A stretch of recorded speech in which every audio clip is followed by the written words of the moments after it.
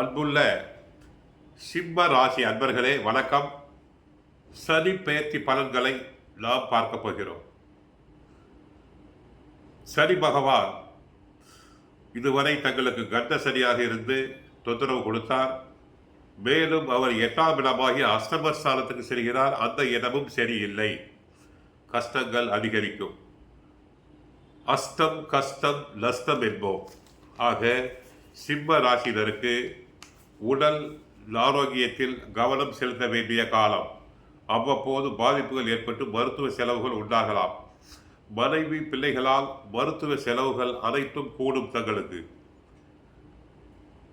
குடும்பத்தில் உண்டாகக்கூடிய பிரச்சனைகளால் மன அமைதி குறையும். முயற்சிகளில் தடை தாமதங்கள் உண்டாகலாம். குடும்பம் பொருளாதார நிலை ஏற்ற இறக்கமாக இருக்கும். குடும்பத்தின் தேவைகளை பூர்த்தி செய்வதில் கடினமாக இருக்கும்.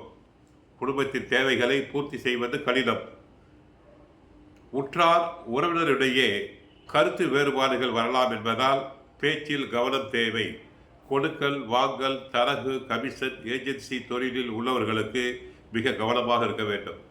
யாருக்கும் கடன் கொடுக்கக்கூடாது, வாங்கவும் கூடாது, ஜாமீன் தரப்படாது. தொழில் வியாபாரத்தை பொறுத்தவரை மந்த நிலை நிலவும். தொழில் ரகசியங்களை பிறரிடம் பகிர்ந்து கொள்ளக்கூடாது. வியாபாரத்தில் நஷ்டம் வரலாம். மிக கடுமையாக உழைக்க வேண்டி வரும். பெரிய முதலீடுகளை செய்ய வேண்டாம். உத்தியோகத்தை பொறுத்தவரை எதிர்பார்க்கும் உயர்வுகள் தாமதப்படும். பணியில் கவனமாக இருக்க வேண்டும். இல்லாவிட்டால் அதிகாரிகளுடைய அதிருப்திக்கு ஆளாக நேரிடும். சிலர் செய்யும் தவறுகளை தாங்கள் பொறுப்பேற்க நேரிடும். அரசியலை பொறுத்தவரை இந்த நேரத்தில் தேர்தல் நெருங்குகிறது. தேர்தலில் நின்றால் ஜெயிப்பது கடினம். ஏனென்றால் அஷ்டமத்து சனி நடைபெறுகிறது. கொடுத்த வாக்குறுதிகளை காப்பாற்ற முடியாமல் போகலாம்.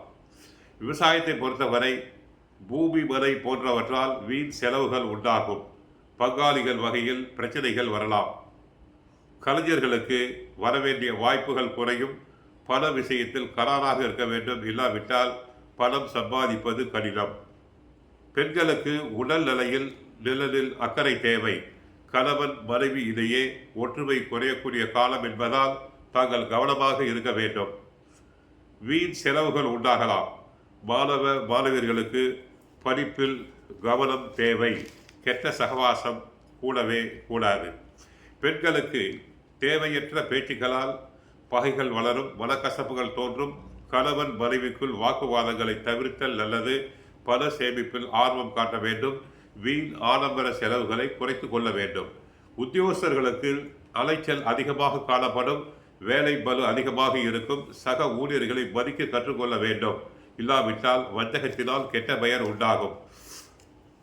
மாணவர்கள் நல்ல மதிப்பெண்களை பெற கடுமையாக போராட வேண்டியிருக்கும். 3ஆம் பார்வையாக தங்களுடைய 10ஆம் இடம் ரிஷபராசியை பார்க்கிறார். ஆகவே வாழ்க்கையை பாதிக்கக்கூடிய பெரிய முடிவுகளை எடுக்கக்கூடாது. வருமான வரி தொடர்பான நெருக்கடிகளில் இருந்து கஷ்டப்பட்டு மீண்டு வருவீர்கள். சனியின் 7ஆம் பார்வை தங்களுடைய 2ஆம் இடமாகிய தன குடும்ப வாக்குஸ்தானத்துக்கு ஏற்படுகிறது. ஆகவே மனைவியின் பின் செல்லும் போது வாழ்க்கை வசந்தமாகும். பெண்களின் பேச்சை கேட்க வேண்டும். மனைவியை தவறான வார்த்தைகளால் வசைப்பாடக்கூடாது. சனியின் 10ஆம் பார்வை 5ஆம் இடமாகிய பூர்வ புண்ணிய ஸ்தானத்துக்கு ஏற்படுகிறது. குலதெய்வம் பூர்வீகம் தெரியாதவர்கள் அதை தெரிந்து கொள்ள முயல்வீர்கள். சிலருக்கு அதிர்ஷ்டம் சீட் ரேஸ் தவறான நடவடிக்கைகள் மூலம் பணத்தை தொலைத்து கடனாளி ஆவீர்கள். ஆகவே அனாவசியமாக செலவு செய்தல் வேண்டாம். மற்றபடி தங்களுக்கு சனியின் வக்கர காலத்தில் 13/7/2025 முதல் 27/11/2025 வரை, 10/10/2026 முதல் 11/12/2026 வரை வக்கரம் அடையும் காலத்தில் சில அபிவிருத்தி உண்டாகும். அதுவரை இறை வழிபாடு அவசியம். கோவிலுக்கு சென்றால் விநாயகர் வழிபாடு, அடுத்து ஆஞ்சநேயர் வழிபாடு, கால பைரவர் வழிபாடு. தங்களுடைய வயதை விட உதாரணமாக 35 வயது இருந்தால் ஒரு மிளகு சேர்த்து 36 மிளகு ஜவுளி கடையில் சிவப்பு துணி வாங்கி அதிலே திரி போல செய்து அகல் விளக்கில் சுத்தமான நெய் தீபம் 36 வாரங்களுக்கு ஏற்றவும் தலைக்கு வந்தது தலைப்பாகையோடு போனது என்ற கதையாகிவிடும்.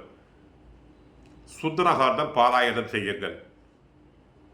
வாழ்க வளமுடன், மங்களம் உண்டாகட்டும்.